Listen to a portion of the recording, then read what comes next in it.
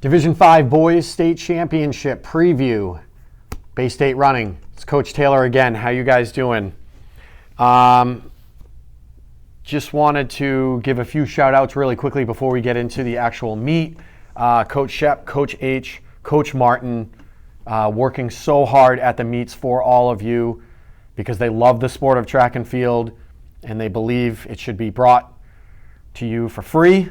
So check out Bay State Running on YouTube and Twitter and Instagram, and there's a lot of pictures and videos and everything else that'll be up there from today's meet, yesterday's meet, the day before yesterday, Saturday, and of course your meet on Sunday for D5 here. I'm flying solo tonight with the exception of Baby Yoda. He's here with me as well, but he doesn't really say anything. He just makes cute baby noises once in a while. He's also 50 years old because they age differently than us, which is interesting. Division 5 boys, let's get to it. I first want to give a shout out to Max Gilmore from Mahar Regional in the para category. He is doing the shot put, the 55 dash and the 300. He put on a show for us at the State Coaches Small Meet, and we look forward to seeing him and rooting for him on Sunday. So good luck to you, Max. In the boys 55 hurdles, we have two guys within 1/100th of a second of each other. Francisco Larasuente from Amesbury and Dash Christie of Martha's Vineyard, 8.09 and 8.10. Should be a battle there. And then the boys 55 dash. I want to take a second to talk about this guy, Jonas Clark. He's only a sophomore. He is the future of the sprints in Massachusetts. If you've seen this guy on the track running a 200 and a 4x2 or a 55, he is lightning fast. He is going to be the new king of speed. He's number 2 in the state this year behind the Lowell D1 champ, Richmond Quatang, with his time of 6.42, and that's what he comes into the D5 state meet ranked with. Right behind him, Zach Fisher of Carver, 6.62, and Jaden Germana of Cardinal Spellman with a 6.66. But Jonas Clark, we look forward to seeing you, buddy. This sophomore is fast. Boys 300 meters, we have Zach Fisher of Carver with a 35.78. Zach is also, obviously, we just talked about him. He's ranked second in the boys 55. He's the only athlete under 36 this year, so we'll be looking for him in the 300. Some of the other guys that have broken 37 in this race, Reed Cherry of Littleton, Landon Crowley of West Bridgewater, and Aiden Britt of Dover Sherborne.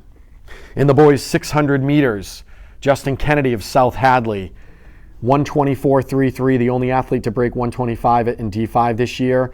But be on the lookout for Reed Cherry of Littleton, Jack Benoit of Innovation Academy, Henry Jordan of Seekonk, Mitchell Page of Austin Prep, Tabin Maniok of St. Mary's, and Garrett Reardon of Littleton.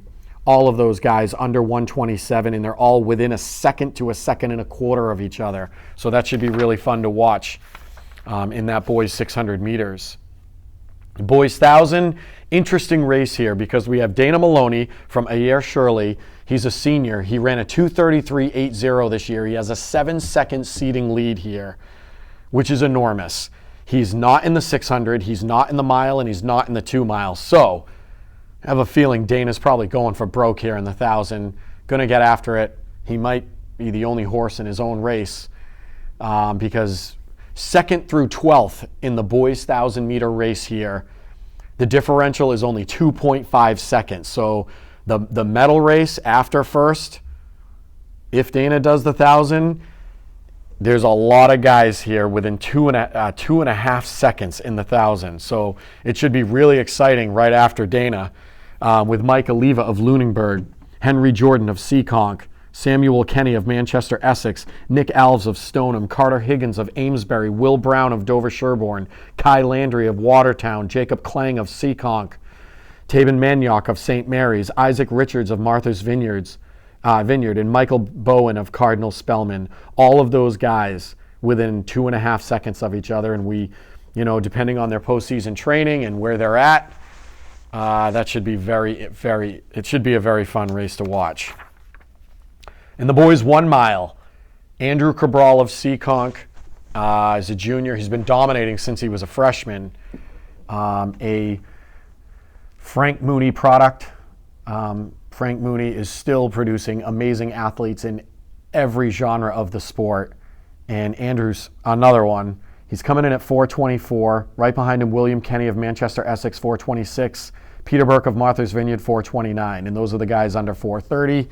But interestingly enough, does Andrew go for it in the mile, come back later and do the 2 mile, where he's ranked second with a 9:41. And in front of him, Sean Kay, who only seems to be in the mile here for Sunday from Arlington Catholic. Arlington Catholic has been dominating this season. He was a beast in cross country. He's going to be very hard to beat, especially if Cabral does the mile.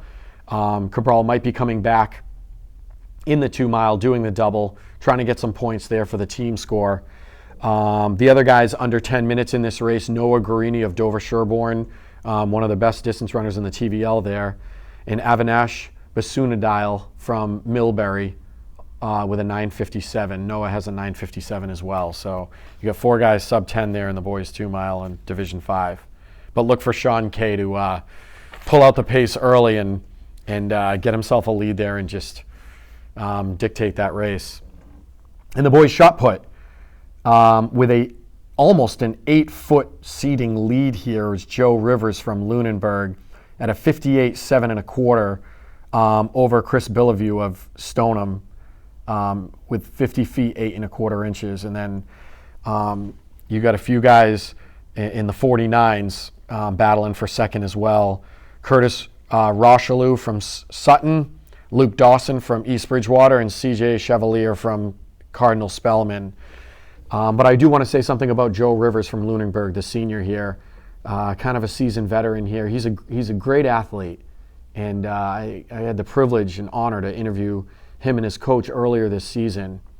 And what a wonderful, wonderful student athlete. And he's hard not to root for. I know he's got a big lead here, but he's just a really overall great student athlete, and very selfless and caring, and very giving toward his coaches and teammates, and very selfless. So I wanted to give him a shout out today.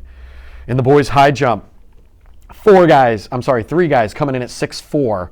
Jamin Scott of Bourne, Thomas Neary of Littleton, and Nathan Spellman of Fairhaven. And tucking in close to them is a Keen Jr. of Bellingham, who also is a very good high jumper. Now, I have to give Thomas Neary a shout out. He put on a show at the MSTCA Last Chance to Qualify meet, and he was getting the crowd into it. Stephen Faselli, who was announcing, was doing a great job, like he always does, giving Thomas some love there, and he fired up the entire all of Reggie there, and he's working on all cylinders right now. So watch out for Thomas Neary in the high jump there. Boys long jump, 4 athletes over 20 here. Jaden Germana of Cardinal Spellman, 20 feet 11 3/4. He is your favorite going in. Kalen Allward of East Bridgewater, 20 feet 9 1/2. Theodore Paposi, I'm sorry if I butchered that. He's a sophomore from Greenfield, 20 feet 2 1/2. And Ben Ayotte from Amesbury, 20 feet 1 1/2. So there's your 4 guys over 20 battling it out for the top medals in the boys long jump. Boys 4x2, let's get to the relays. Dover Sherborne comes in at a 135.61. Going to be very hard to beat. If you've seen them compete this year, they're not only are they super fast, but their handoffs are impeccable. And you've heard me say this before in the 4x2 at the state meet and these big meets. It's really going to come down to who has worked on handoffs, because everyone is so close at this point. East Bridgewater 136, Stoneham 136, Amesbury 136, Cardinal Spellman 137, Littleton 137, Advanced Math and Science 137, South Hadley 138. But do not be surprised if you see a team that places high, if not maybe wins it from the penultimate heat, because we see that a lot. There's less traffic going on, and It wouldn't be the first time. And your South Hadley team, coming in ranked 8th, has Jonas Clark on that team. And if I have seen that athlete.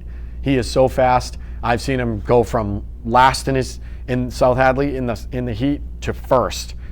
And so don't count any of those top 8 or 9 team. Martha's Vineyard's 9th at a 138 as well. So watch out for them there.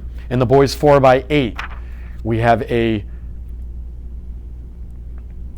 basically 7-team situation here. Littleton at 823, Martha's Vineyard 823, Seekonk 828, Dover Sherborne 830, Amesbury 834, Hopedale 836, and Manchester Essex 838. So they're all in it. It's all going to depend on personnel, who's fresh, who's not, and that should be a fun one to watch too for D5.